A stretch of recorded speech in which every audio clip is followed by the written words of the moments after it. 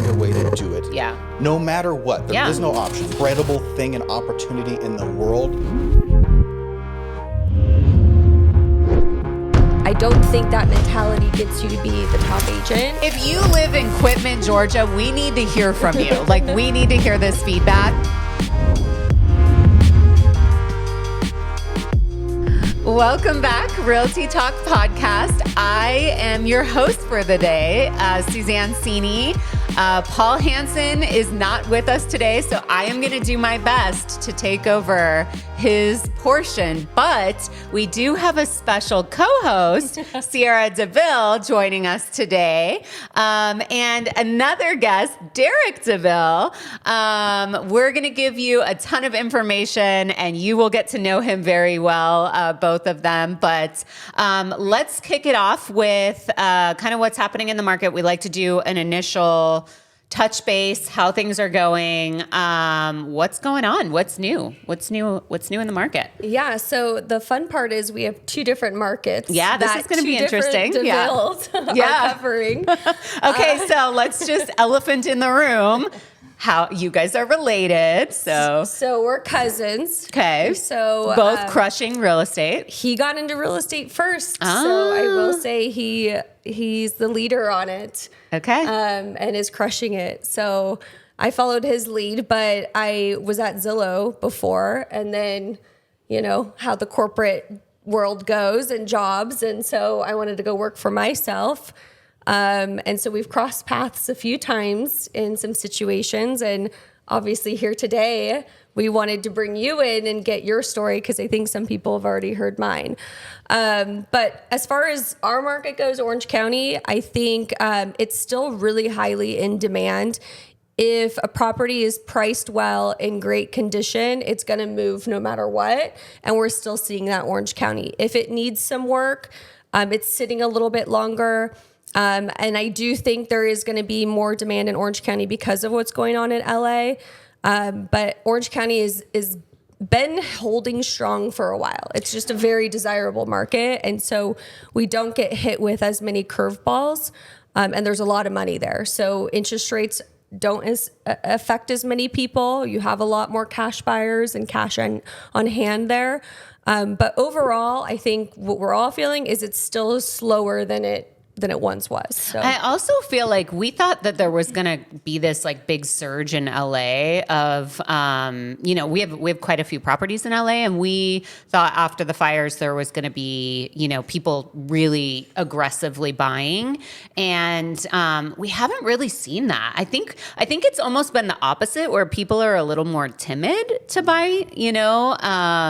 So that's been really interesting, and that's something that we've talked about every week as far as like what that future looks like. I think like more information is coming out about being able to build, and just some homes that were built in like the 1940s that were up to a totally different code, and then now having to get those up to code. Like it is just an absolute nightmare for rebuilding there. But yeah. I would agree. We haven't seen the impact of LA yet. I think people are a little scared still.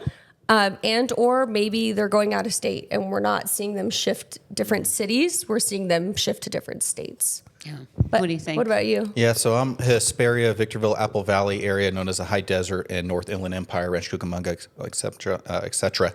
Yeah, our market, days on market about 50. Prices are still holding strong. I think where our market's probably a lot different than yours, besides the medium home sales price, is concessions. So like I just ran comps yesterday for a house in Apple Valley. Out of all 5 sold comps, all 5 of the sellers not only paid the buyer's agent commission, but also gave the buyers concessions, a minimum of $7,000 to help them buy down their rate. So that's super common up here. Our income, you know, medium income for a family is around 40 to 50,000, substantially lower than you guys. So this is a more affordable area. You can buy a home in Hesperia on a half acre that is built in 2010 for around $400,000. Wow. Yeah. So, and you know, I think you deserve a proper introduction because I feel like you're kind of a big deal out here. I think you're the guy. Big fish in a small pond. The big DeVille. But you have some bragging rights, I feel. Do you want to talk a little bit about what your team's done and how you've gotten to the place that you are today? Does an agent want to brag on themselves? Of course, this is what we do, right? That's our favorite. The snapshot is, this is my 20th year in business.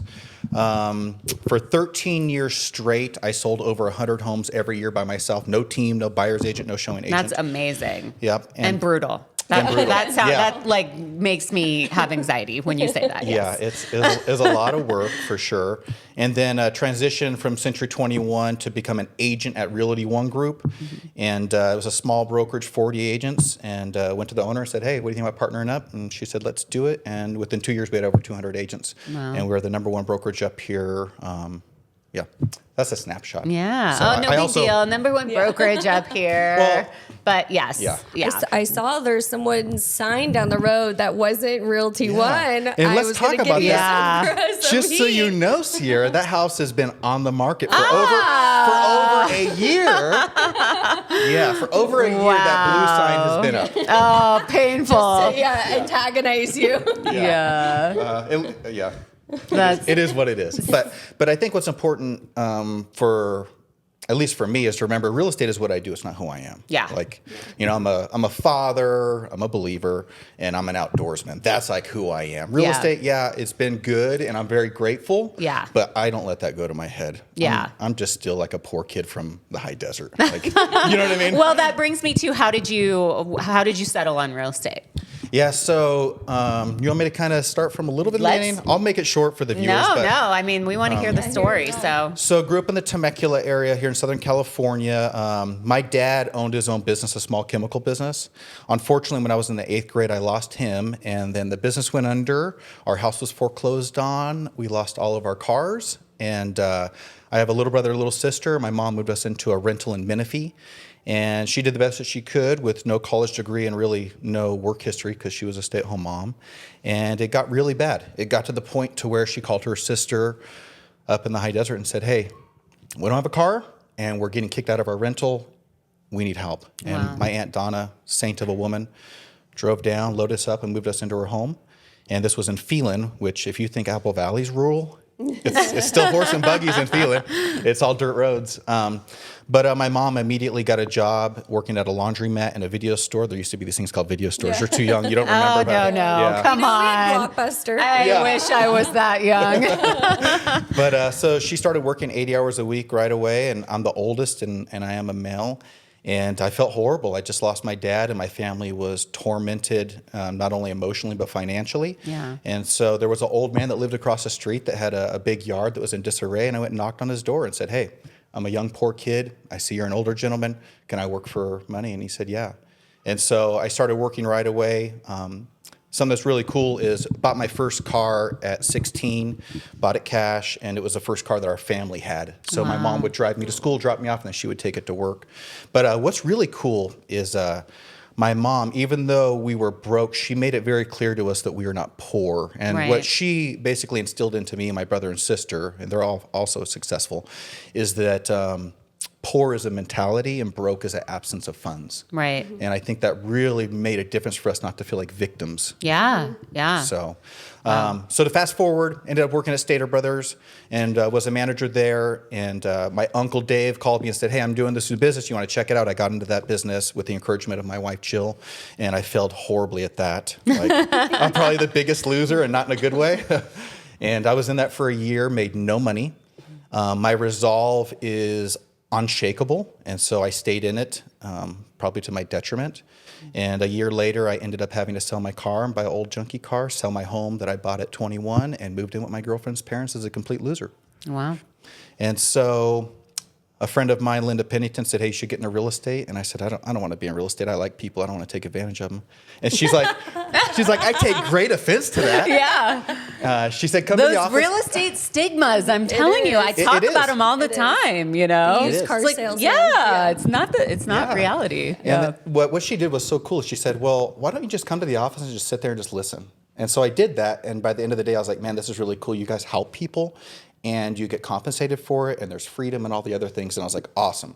So I decided at that point that I was going to become the #1 agent and just get into real estate and just show everybody how great I am. Oh, It's so yeah. We easy. all have It's that so story. easy. We all have that story, yeah. I can drink lattes and, do champagne. So. And only mansions selling only mansions. Yeah, exactly. So 6 months later, still hadn't sold anything, made zero money. Like I said, I'm $65,000 in credit card debt. Man, I came home one day early, which why am I coming home early when I'm broke? That's a problem, obviously. But I caught Jill. She had all of our credit cards. And when I say our, it was my credit card bills. And she had them all out and she was crying. And I walked upstairs and caught her, and it just gutted me. Yeah. Didn't feel like even a man. And I had this woman that I loved, that I wanted to marry and propose to. Didn't have the money, and just felt like a complete loser. And only because of Jill's belief in me before everybody else saw it am I where I'm at. There's no doubt about that. But the broker tried to fire me. Broker called me in the office and said, have a seat, Derek. And I said, what's going on? She goes, you're fired. You suck. Oh, no. And I said, what am I doing wrong? She goes, you're not selling real estate. And I said, well, help me. Yeah. And she was an old school broker. Right. And she said, Derek, my job is not to help you. Your job is to make me money. And when you don't make me money, you leave the brokerage. Wow. Wow. So brokers like that. Oh, yeah. If they're still Is she Yeah. still alive to see where you're at now? Yeah. Yeah. Thankfully, yes. Yeah. Well, painfully for her. Yeah. But yeah, so I told her in that meeting, I said, no, I'm not quitting. And I walked out and I was so pissed, man. I was like, this freaking lady, I'm going to show her. And I just did my best to do that and just basically stopped lying to myself and just said, you know what, let's see if I can make it in real estate. I'm going to give it my all. Yeah. Maybe I still fail. And thankfully, within a year, I was the #1 agent in the office. 2 years, #1 in the high desert. 3 years, #1 in Southern California for Century 21, and then top 21 in the nation for income and units for whatever it was, a decade. Wow, what a story. Yeah, what a journey. It's I been was wild. going to say that, that feeling you had, I think a lot of agents have, is like the imposter syndrome, is starting out and going, how do I be a top agent when I don't even know what I'm doing or where I am? Like, how did you get past feeling like you were the best agent even though you hadn't sold anything? Well, I wasn't the best agent. Yet. I was lying to myself. Yeah. But I think you have to do that. Like, I think that's part of it, Yeah. So affirmations was a big part of it, believe it or not. I know a lot of people, including me, when your dad first introduced me to it, I was like, oh, it's hocus pocus. But when you think about it, it's like, man, we are constantly affirmed things, whether it's from the outside or from the interior. A lot of us have negative interior talk, oh, I'm so stupid, I mess up, I always do that. And then not to mention life is always kicking your butt. So that definitely helped. And really, it just, and I don't think it's just real estate. I think this applies to everything, whether it's fitness or business, is if you just make a decision that you're going to find a way to do it, no matter what, there is no option. It's non-negotiable. Yeah. It's a non-negotiable. And when you start to take accountability for everything in your life that happens, good or bad, it empowers you. Yeah. And so that's just what I did. And I worked, to do that production, I worked 80 to 90 hours a week.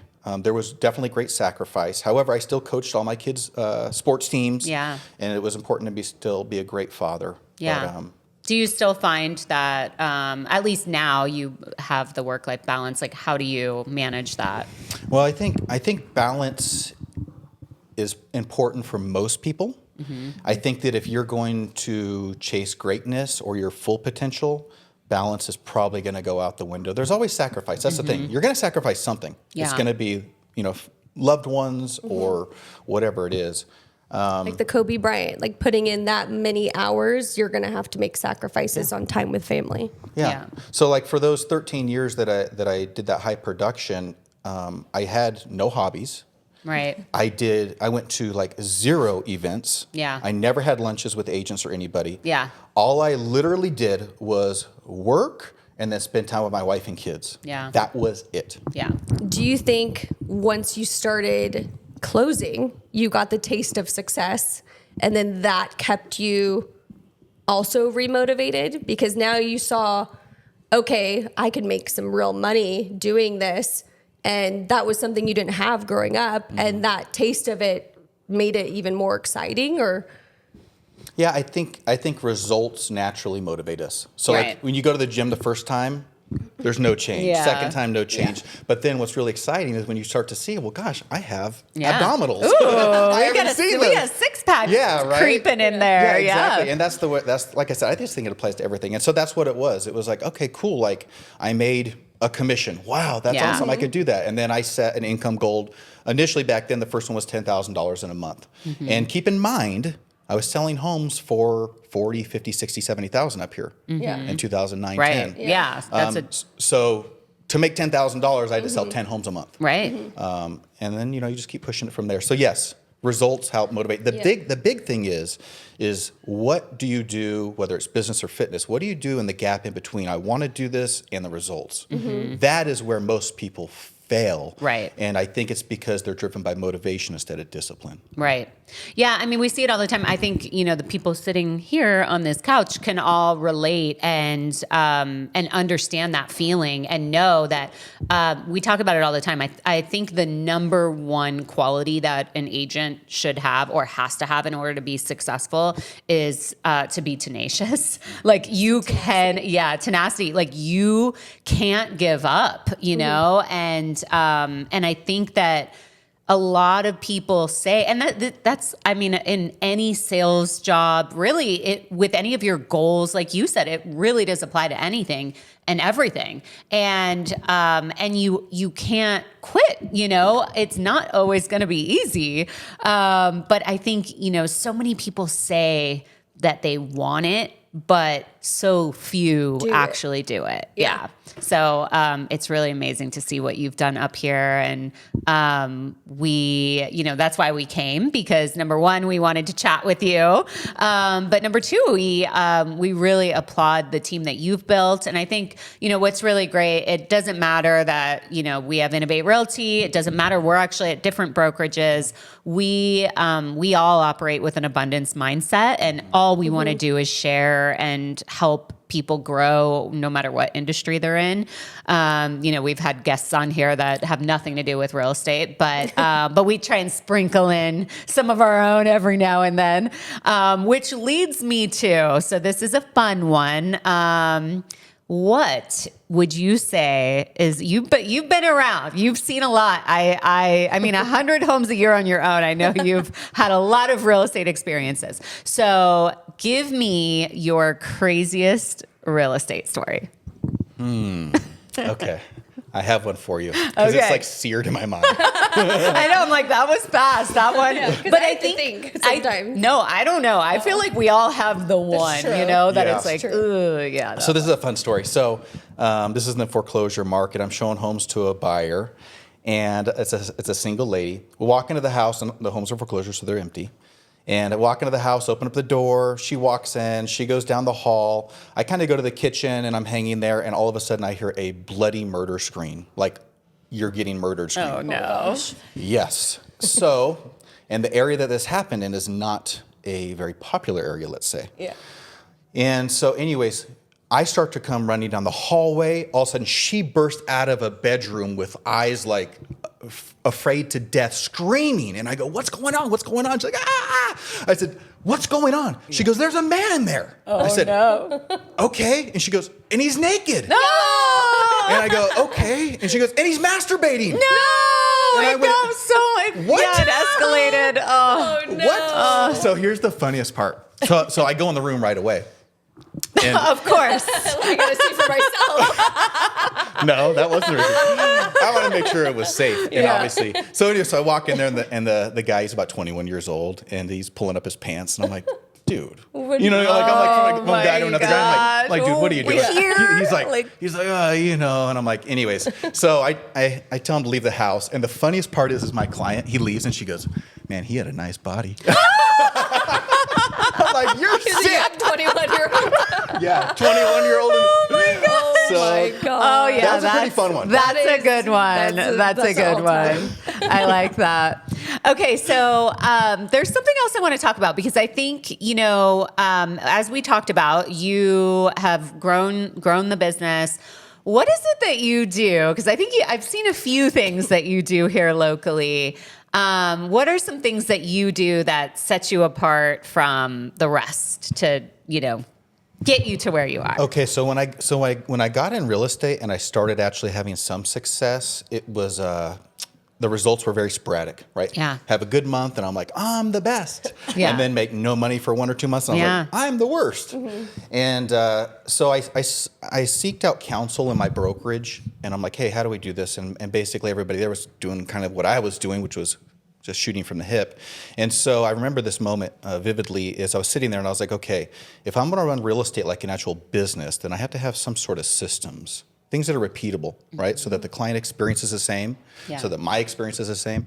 And so what popped in my head is McDonald's, because McDonald's can take people from all over the world, put them into their company and have them, operate on the production line seamlessly. And you can have a Big Mac here or wherever and it tastes the same. And my thought was, okay, well, if McDonald's decided to get into real estate, what type of systems would they build? And so what I started doing, and it was a long, tedious process, was everything that I did more than once, I made a system for it.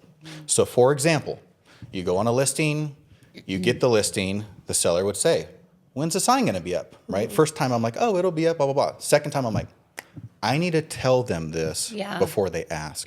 Yeah. So I made that a major focus of my business, is to answer my clients' questions before they even ask them, because we already know what they're going to ask. Right. It's humans are very similar. Yeah. And so I would say that that really separates me. And I don't want to say that I'm like the elite professional, because I'm not. But that level of professionalism and the systems of my business, how else can you sell 100 homes a year by yourself and not shoot yourself in the head? Right. Without systems, you can't. Yeah. And so the great thing is, what I'm really proud of is the customer experience kept getting better and better and better. Yeah. And Everyone loves the repeat client. and of course, when you give a customer good service, they refer people to you. So the majority of my business is referral at this point, 20 years in the business. Yeah. So I think that's the biggest thing. And then the second thing that I would say is innovation. I'm really big on dedicating time to try to figure out what is it that I don't know that can help me. Right. So early on in real estate 20 years ago, I became really affluent in pay-per-click ads, which was cutting edge at that time. Right. And then social media came along, and I actually kind of got kicked in the nuts. And a real short story is, I was talking to basically a prospect, and they mentioned another agent up here, and they're like, man, she sells a ton of homes. And I was like, okay, I know that agent, and I'm literally selling 10 homes to every one of hers. I am offended at this, and my ego is hurt, and I'm pissed. And I asked her, why do you say that? She goes, well, I see her always posting it. Yeah. And I wasn't posting. And being raised as a Christian, I was taught to, be quiet, be humble, private. sit in the back. And I had to overcome that wall. And I was like, you know what, Derek, if you're not going to promote what you're doing, how can you expect people to know? Yeah. And so then I got into social media, and I think I'm pretty dominant up here in social media. Definitely. I hear the money hunt's big. Yeah, big tell time us now. about about this that? money hunt. So- Yeah, Great idea. Yeah, so Yeah. I give away money with no strings attached. Nobody can do this, especially up here. So Yeah. nobody's allowed. So I'm not the No innovator. strings attached, but if you're going to buy or sell, you use Derek DeVille. So none of that is incorporated I into know, my I'm branding. kidding. So I didn't create the well, I guess I created the word money hunt.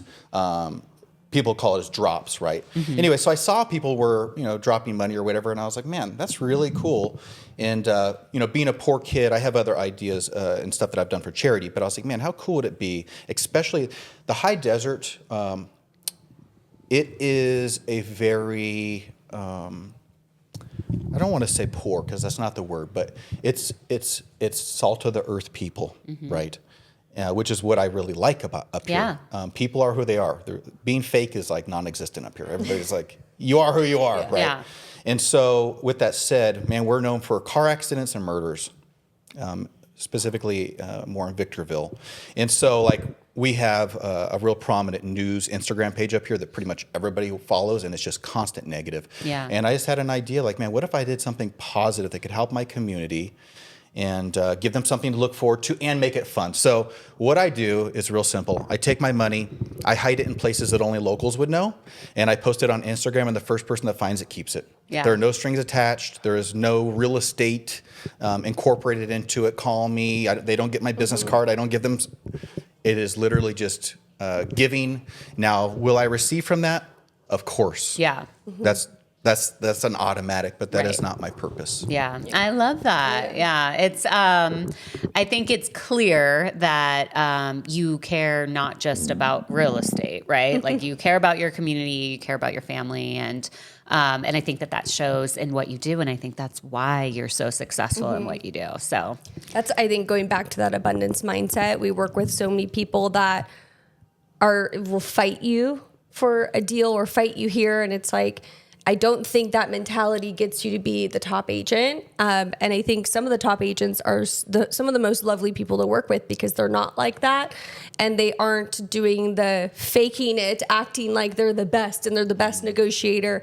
And it makes, I think, transactions so much more difficult. But I think that abundance mindset gets you 10 times more than the me, take. Yeah. And I think you've got that brand up here, and that's what people like working with you. Yeah, I've been super blessed. Okay, so we are going to play a game. So we do this this segment called Rate That Listing. And it's fun because usually we have Paul looking at it from like an investor perspective and then agent perspective of like how did they actually do. So our listeners will get to see these photos on screen as well. But we are, yes. So the rules are we're going to get the location, we're going to get the price of the home, the number of bedrooms, bath, and square footage, and then we're basically going to rate and see how this agent did. And yeah, Is this a trick one where it's where it's Sierras, and then I'm like, this agent sucks, and you're like, surprise! I know that would be the I case. would never but don't do that set to me you. up, Don't set me up. Yeah. Okay. Let's see. So this is in Quitman, Georgia. Okay, good. So don't Okay. you worry. Okay, good. I feel better. So the price point same. price point $449, 4-bedroom, 4-bath, just over 3,000 square feet. Okay. So I'm intrigued. okay. So this property Pocket. is green, but not like dark green, not like the green that's on trend right now, like the Deep bright olive green. Green. I would say it's a neon green, almost like a Lamborghini close, green. Close, yeah, Like a yeah, Huracan Lamborghini green. green. Yeah, Lamborghini. This Polly is starting to Pockets. look like a dollhouse. And this is so real, or is this is a real This is listing. real, okay. Yeah, yeah. So we've got pink Chairs frames and and chairs with the neon green. This is special. Is this an Airbnb? Someone. Oh, okay. So it kind of looks It's like grandma's house. that's exactly what it's gonna say. Like grandma went a little wild in here. Grandma's gone wild. Barbie grandma. And it's a little kitschy. It reminds me of the Madonna Inn Yes, in very Paso Madonna. Robles. Speaking of Paso Robles, I was just talking about that. Okay. Green cabinets. Okay. something, That yeah, one you've seen doesn't before. look that bad. Yeah, Yeah. but you know. Not my taste. But Oh, there we go again. Okay. It kind of looks like Christmas tree Christmas is still happening, and then this is an actual listing right now, so it's a little surprising. I mean, what to are you keep gonna the do? tree up. You know what comes to my mind when I see this is, and I could be totally wrong, but I'm like, this is an agent that was afraid to have a hard conversation with the seller. That's, I mean, most of these, it's like what, where. Let's depersonalize Yeah. and remove 95% of this. Okay, yeah. Or maybe This they is thought purple walls, someone will green. be totally into this because it's so different. In and so Quitman, rare. Georgia. In Quitman, Georgia. Yeah, they're like, this is the one. Colors everywhere. Yeah, so just colorful. very bright. Okay. And bright blue I bathroom. mean, this person's okay. life is not boring. It is not know, boring. they're- Actually, that person would be fun to have on your podcast because they're going to be so much fun. We should call them. Totally. And actually, like, they're probably very happy. Like, they brought a lot of color into their lives. It's a the little craft room. Okay. All right. Craft room. Creative mind. They probably painted the house themselves too. Oh yeah. Oh, red, white, and blue. Going. like that. All right. Okay, American America. I like that. I'm a patriot. proud American. Okay. There's a theme for everything. Okay. For every room. Theme for every room. Oh, okay. Ooh, I little don't. dream catcher there too. Yeah. All right. Okay. Wow. Well, all right. So, as Derek mentioned, I would agree. I think, if what do you do there? You know, it's like you got to you got to paint. You got to at least paint. You got to paint everything. And you have to declutter. And in Quitman, Georgia, I don't know the population there, but I have an inkling that like maybe that's not for everyone there. Like that's not appealing to the masses. Everyone knows that house there. For sure. I would think. Probably. Yeah. It kind of reminds me of like Gilmore Girls type, like maybe it's like a small, I don't know. I shouldn't be Gilmore talking about Girls on, Quitman. like, I don't know LSD anything about maybe, it. yeah. Yeah. Gilmore Something like Girls. that, yeah. If that's still around, I don't know. I heard about LSD. Yeah, nobody knows. Okay, so I'm going to give it I got to give it like a 2. Yeah. I'm not going to give it a 1 because it was clean. Like it's true. It was and taken it care wasn't of. like, I mean, we've seen some that are like inappropriate and like scary. It's like, as you said, the agent just didn't want to have a real, I don't know. Or the seller just said nope. yeah, exactly. I think there's something to work with here from an Airbnb owner perspective. Yeah. There's a lot of good parties that could go on in that house that you could rent out on Airbnb. I think it's catchy. I think you can like make that work with some kind of brand. That's true. If Yeah. there's an Instagram out there of this house and all of the ins and outs that's in it, I think this could be a really good following. So I'm going to give it a little bit more. I'm going to give it a 3.5. Okay. All right. She's generous. Okay. And what am I rating it looking on on the exactly? We're rating like the listing. Like, how would we, are we having a stern talk with the agent? Are we? Okay, so this is what Yeah. I would say is I thought the photos were actually good quality photos. It wasn't Okay. It wasn't iPhone. That's nice right? of you. Like the Yeah, agent, yeah. The agent Yeah. hired a photographer, it looks like. The house is kept up. I'm digging for positives. You hit your Because limit. it is like a antique of a home, right? It's very Victorian. So for Sierra's that- buying this for house. that She got era- sold. for She that got sold. era, If she ends up it's not owning it, bad. I'll come out. I'll She's fly like, out. I can Airbnb this in Quitman, I'm Georgia. getting $10,000 a month off this house. Okay, if you live in Quitman, Georgia, we need to hear from you. Like, we need to hear this feedback because I don't know anything about your city or town, but we need some real feedback Gotcha. here. What's But the days on what's your market on number? this? What are we? I'll throw 3 out there. Okay, you're very nice. Yeah, that was very generous. everyone, we went a lot nicer on this, like, oh, it's bright and Yeah. It's Grandma's house. colorful. But like our previous listings are like stripper pole and like alien in the Oh, bathroom and like very strange. overall, So this was yeah, happy, I mean, I I think we're think. all just happy to see something nice. So or I think it nice was happy. feeling. I mean, the colors really invited you in. Yes. Okay. Well, with that, I guess before we wrap up, I would just ask you, Derek. So, number one, I would say advice to agents out there that are either looking to get into the business or really not even real estate agents. Again, I feel, you have created success from the bottom, and clawed your way up to the top, and still goals on the horizon, which I want to hear about. But what would your advice be to someone that, isn't necessarily at the place where they want to be? Yeah, that is a great question. Thank you. So we just had our office meeting a couple days ago, and I heard a seasoned agent, say that they're still having the same struggles as a new agent. And I looked at the agent in front of everybody. I was like, well, that's a problem. And the problem is you. So this is a thing. As I mentor agents, is I find out that the most helpful thing to do is to build them a daily method of operation. Because along with the freedom of becoming a realtor, becomes the responsibility now of making sure that you're not just busy, but productive. So if somebody is not getting the results that they want, I would say review. Hopefully you have a daily method of operation. If you don't, then all it really is just building yourself a schedule and then holding yourself accountable to it. So you should be prospecting 85% of your time, right? And then there's transaction management and advertising, all that other stuff. But I found for me that putting it in my actual calendar in my iPhone and then actually honoring that time. So when it says it's time to cold call or whatever it is, it's the last thing you want to do, but you have to be disciplined enough to say, well, gosh, what do I want more?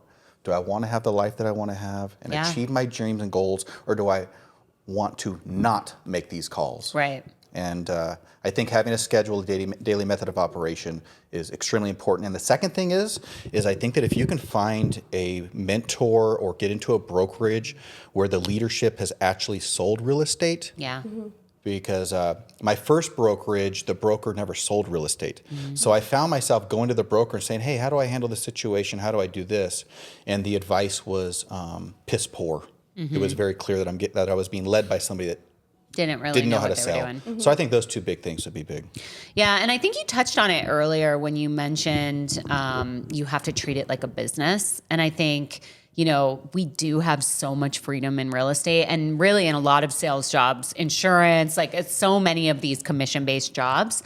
And you have to treat it like it's an actual business. You can't treat it like a part-time thing. And like you said, I mean, you kind of have to have a plan. I find agents coming to me quite a bit and being like, I have nothing going on and no business. And I'm like, well, what are you actually doing to generate business? Are you just waiting for people to call you? Like what is the plan every day? And I think, as you touched on, that's one thing that I recognized and I think Sierra as well, when we were initially coaching real estate agents, it was like 90% of them just didn't run it like it was a business. They just were kind of just, getting lucky or answering their phone and kind of getting by. But if you do treat it like a business, you will be successful, but you have to have that discipline. So I couldn't agree more. I think my team's sick of me talking about, if you had a pizza shop, if you had a yogurt shop, like what would you do? What would you budget for marketing? Like, how would you brand yourself? How would you put yourself out there? Like you're running a business, like how, and somehow in that they think, oh, I guess I'm not doing anything to be prepared, versus treating real estate like a transaction and a commission. I think any agent that is counting their commission ahead of time is doing the wrong thing. For sure. Like I think you should be all about your systems. If you're doing the revenue producing activities, then the checks will come. If you're looking at the checks, then your productivity is going to get hurt by it. Yeah, so two things is always clients before commission. That's like the motto that I've instilled into my agents. I feel like you just can't go wrong if you do that. And then the second thing that I do with these agents that I mentor is I ask them, I say, hey, if you worked for me and you were my employee, do you think I would let you wake up whenever you wanted? Do you think I would let you just start your day and be like, well, just do whatever you want today? And of course they're all like, no, Derek, you would be like, you're going to have your freaking butt here, then you're going to do this, at this time you're doing this. And I said, okay. Would you do it? And I asked them, would you do that? They said, well, yeah, if I worked for you, I'd do it. I said, so why would you help me build my business, but you're not willing to build your own? Yeah. Why don't you treat yourself like you're the CEO instead of just a real estate agent? Yeah. And I think what's hard in real estate is we are the CEO, but we're also the janitor. Yeah, for And sure. And we get caught in this wide gap of things that we end up doing, and you're kind of like, well, you get lost. But How many homes I've organized and cleaned for photos? Myself. Hold on, move this behind the doorway. we do so much. Yeah. People They have no idea. That All the hats. We've talked about that before. Yes, exactly. Yeah. And that's something that I did early on and that's actually in my listing presentation. It says most agents wear many hats, and because of this, they're spread out. And I built a team to support me on the back end so that I can focus with my clients, be present, answer my phone, and do all those things. Exactly. Love that. Okay, Treat it so like a business. Yeah. The takeaway: treat it like a business. Okay, so what are your goals? I know you're not done, so I know it's not just on the sell a horizon. lot of real estate. What does your future look like? Yeah, so I still love selling real estate, believe it or not. Yeah. I was in a listing late last night with this amazing family. They're over here. And they're like, I know you're the broker and all this. And I'm like, yeah, I still love this, though. So I love to sell real estate. I love people. So I don't foresee myself ever stopping to do that. Being a broker has its challenges, right? Almost 200 agents that I've partnered with. It's definitely challenging. Been building and selling homes for 8 years now. Been flipping homes since 2009. We are building our first apartment complex, which is exciting. Yeah. So the major focus right now, my daughter's in high school now. She's a freshman, and my son is in 7th grade. The major focus for me is really them. Yeah. So financial goals, I still have them. I have definitely pulled them back from where I wanted to be because I realize that there is a sacrifice. Yeah. And for me, right now in this stage that I'm at, I'll never get these years back. Yeah. And I want to have the best relationship with my daughter and my son that I can. So Yeah. that's really my priority. I love that. And I just have like a minimum income. I'm like, okay, I make that is good. Yeah. I'm completely different. If you would have talked to me I was 5 gonna years say, ago. wow, this is the Yeah. first time I've heard Well, this. and I have a feeling this minimum income Yeah, is not it's still a like big goal. minimum income. So yeah, like yes, okay. If it doesn't have 7 figures, I'm not interested. I don't want it. But no, that really is my focus now. But Sierra, you're 100% right. know. For all these years, I mean, I have been a straight up mercenary. And like, Well, I mean, we were kind of worried. We were like, you have to take care of your health first, you know? yeah, which I did not. I ballooned up to 240 pounds and never went to the gym. And I just literally, but this is a thing too. And a lot of agents are females. And a lot of times their husbands have a hard time supporting them because they don't see the results. And what I share with them is the conversation that I had with Jill, which was, hey, I'm going to work my buns off, but it's not forever. This is not going to be our life forever. Yeah. And for me and Jill, I asked her, I said, can you give me a decade? I just want 1 decade and just let me do nothing but work, and I will get us to this level financially, and we can retire if we wanted to. And she's the most amazing woman, business partner, pretty much all the great I was things. just gonna say, I feel like maybe You we should should have have Jill on You here. should. She's really the one behind all this. She's an incredible Yeah, she woman is. and so intelligent businesswoman. If you think I'm okay, then you'll be like, dang it, Jill's badass. Okay, She's next awesome. guest. Yeah. Next guest. She's awesome.